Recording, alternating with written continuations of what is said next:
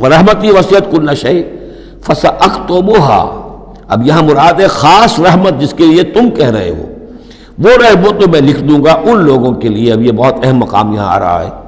وہ اپنی رحمت میں خاص کر دوں گا، لکھ دوں گا للذین یتقون، جو تقوی کی روش اختیار کریں، ویؤتون الزکاۃ، اور زکوٰۃ دیتے رہیں، والذین ہم بآیاتنا یؤمنون، اور جو لوگ ہماری آیات پر ایمان پختہ رکھیں، الذین یتبعون الرسول النبی الامی الذی یجدونہ مکتوبا عندہم فی التوراۃ والانجیل، جو اتباع کریں گے ہمارے امی نبی کی، جس کا کو رسول بنا کر بھیجا جائے گا، رسول نبی امی کا اتباع کریں گے، جسے وہ پائیں گے الذی یجدونہ، جسے پائیں گے لکھا ہوا مکتوباً عندہم، ان کے پاس، اپنے پاس، فی التوراۃ والانجیل، کہ وہ ان کے پاس اس کی پیشن گوئیاں، اس کے حالات، اس کی علامات تورات اور انجیل دونوں میں ہوں گی.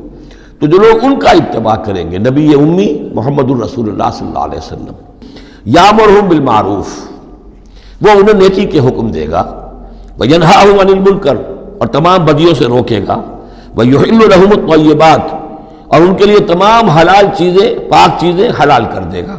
یعنی جو ہم پڑھ چکے ہیں کچھ چیزیں تھیں کہ جو بنی اسرائیل پر ان کی شرارتوں کی وجہ سے بھی حرام کر دی گئی تھی، یہ تمام بندشیں اٹھا دے گا، تمام پاکیزہ چیزوں کو ان کے لیے حلال کرے گا. وَيُحَرِّمُ عَلَيْهِمُ الْخَبَائِثَ، اور جتنی خبیث ناپاک چیزیں ہیں انہیں حرام قرار دے گا.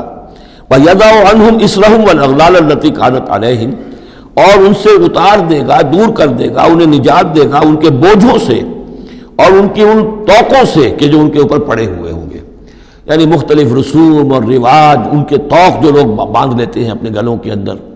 چاؤ میں کچھ لوگ دولت والے جو ہیں وہ نئی نئی رسمیں ایجاد کرتے ہیں، نئے نئے تہوار ایجاد کرتے ہیں، نئی جو ہیں، اور تقریبات کا چرچا ہو جاتا ہے.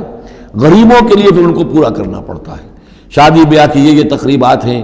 اب جن کے پاس حرام کی دولت کے انبار جمع ہیں، ان کے لیے تو اپنی دولت مندی کے اظہار کا موقع ہے. کیسے پتہ چلے گا ہم دولت مند ہیں؟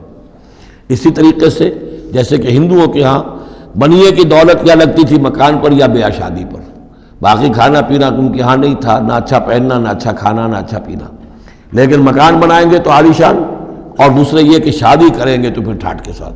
یہی ہمارے ہاں بھی معاملے چلے آ رہے ہیں. وہ ہندوانہ پس منظر ہے اور اس میں رسومات ہیں. اب یہ امیروں کے لیے تو چونچلے ہیں، غریبوں کے لیے یہ اسر اور اغلال ہیں. اسر وہ بوجھ کو جن کو لے کے چل نہ سکے.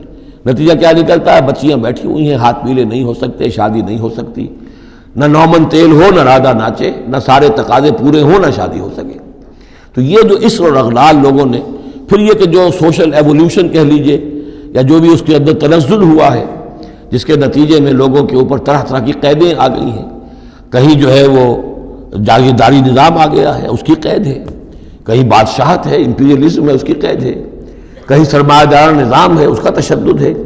تو محمد جب آئیں گے، یہ اللہ تعالیٰ فرما رہے ہیں، تو ان تمام قیدوں سے نجات دلائیں گے، ان تمام بوجھوں سے نوع انسانی کو نجات دیں گے، عدل اور قسط کا نظام قائم کریں گے. تو وہ چاہے رسومات کی شکل میں ہو، اور چاہے یہ کہ ایک نظام ظالمانہ ایکسپلائٹیٹو اگر نظام ہے، ریپریسو نظام ہے، تو اس کو ہٹا کر فالذین آمنوا بہ گنتی کر لیجئے. تو جو لوگ ان پر ایمان لائیں گے، پہلی شرط ہے ایمان، وعزروہ، اور ان کا ادب کریں گے، ونصروہ، اور اس کی مدد کریں گے، واتبعوا النور الذی انزل معہ، اور اس نور کی پیروی کریں گے جو ان کے ساتھ نازل کیا جائے گا.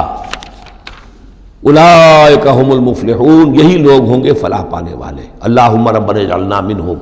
اب یہاں تھوڑی سی وضاحت کر لیجئے. فالذین آمنوا بہ، وہ لوگ جو اس پر ایمان لائیں گے. ایمان کے دو تقاضے سمجھ لیجئے. ایک تقاضا اطاعت، لا یؤمن احدکم حتی یکون ہواہ طبعا لما جئت بہ. تم میں سے کسی شخص کا مجھ پر ایمان نہیں ہے جب تک کہ اس کی خواہش نفس تابع نہ ہو جائے اس کے جو میں لے کر آیا ہوں، جو احکام میں لے کر آیا ہوں. تم اگر جب ایمان رکھتے ہو کہ میں اللہ کی طرف سے لے کر آیا ہوں تو تمہیں ان کو ماننا ہے. لا یؤمن احدکم حتی یکون ہواہ طبعا لما جئت بہ.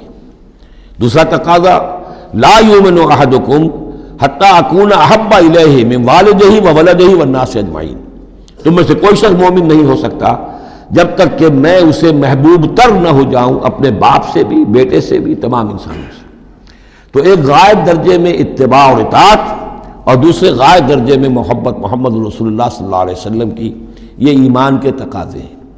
اب اس کا نتیجہ خود بخود نکلے گا، پھر آپ کی تعظیم ہوگی، عظمت ہوگی، آپ کا نام جہاں سنیں گے، درود آپ پڑھیں گے، یہ ساری چیزیں جو ہیں، اور یہ کہ جہاں آپ کا کوئی قول آپ کو سنایا جائے فوراً زبان بند ہو جانی چاہیے۔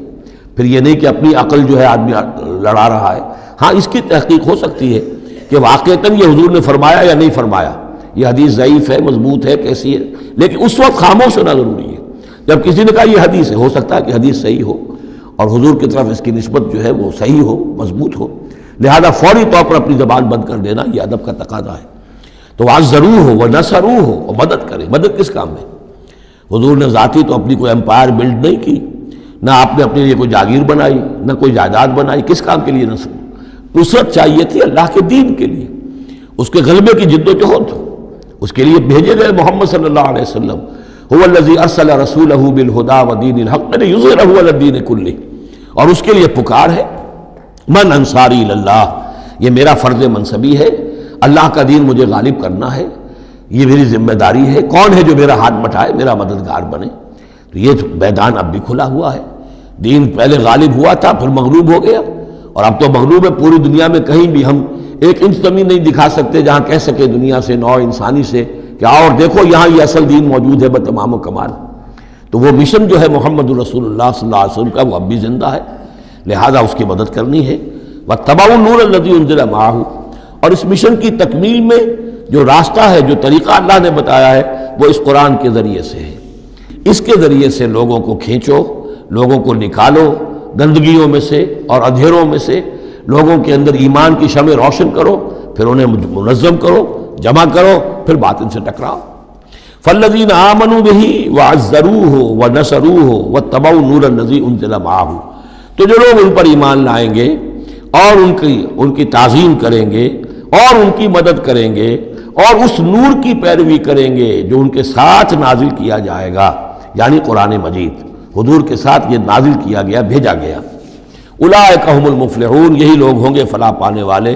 اللہم ربنا اجعلنا منہم۔ قل یا ایھا الناس، اب ظاہر بات ہے کہ وہ لمبی بات کو اب یہاں پہ ختم کرتے ہوئے کہ اب حضور صلی اللہ علیہ وسلم تشریف لے آئے، اب یہی بات اس کے حوالے سے اب آپ سے کہا جا رہا ہے کہ اے نبی، جو خبر دی تھی اس وقت ہم نے موسیٰ کو، اور جو ہم نے کہہ دیا تھا کہ جو رحمت ہے ہماری خصوصی، وہ انہی لوگوں کے لیے ہوگی تم میں سے کہ جو محمد عربی صلی اللہ علیہ وسلم پر ایمان لے آئیں گے، تو اب کہہ دیجئے ڈنکے کی چوٹ، قل یا ایھا الناس انی رسول اللہ الیکم جمیعا، میں اللہ کا رسول ہوں تمہاری طرف، سب کی طرف۔ الذی لہ ملک السماوات والارض، یہ بات 5 مرتبہ قرآن میں کہی گئی ہے مختلف الفاظ میں کہ حضور کی بعثت پوری نوع انسانی کے لیے ہے، جس میں سب سے نمایاں آیت وہ ہے وما ارسلناک الا کافۃ للناس بشیرا ونذیرا، ہم نے نہیں بھیجا ہے محمد آپ کو مگر پوری نوع انسانی کے لیے بشیر اور نذیر بنا کر۔ باقی یہ کہ اور مختلف اسالیب میں 4 مرتبہ اور یہ بات آئی ہے کہ آپ کی بعثت جو ہے کسی خاص قوم، کسی خاص ملک، کسی خاص رنگ اور نسل کے لوگوں، کسی خاص قبیلے کی طرف نہیں ہے، بلکہ پوری نوع انسانی کی طرف ہے۔ قل یا ایھا الناس انی رسول اللہ الیکم جمیعا الذی لہ ملک السماوات والارض، میں اس اللہ کا رسول ہوں جس کے لیے آسمان اور زمین کی بادشاہی ہے، لا الہ الا ہوا، اس کے سوا کوئی معبود نہیں، یحیی و یمیت، وہی زندہ رکھتا ہے اور وہی موت وارد کرتا ہے۔ فآمنوا باللہ، تو ایمان لاؤ اللہ پر، ورسولہ النبی الامی الذی، اور اس کے اس رسول پر جو نبی امی ہے، اور جو یؤمن باللہ وکلماتہ، جو ایمان رکھتا ہے اللہ پر اور اس کے کلام پر، اس کے کلمات پر، اس کی باتوں پر، واتبعوہ، اور اس کی پیروی کرو، لعلکم تہتدون، تاکہ تم ہدایت پاؤ۔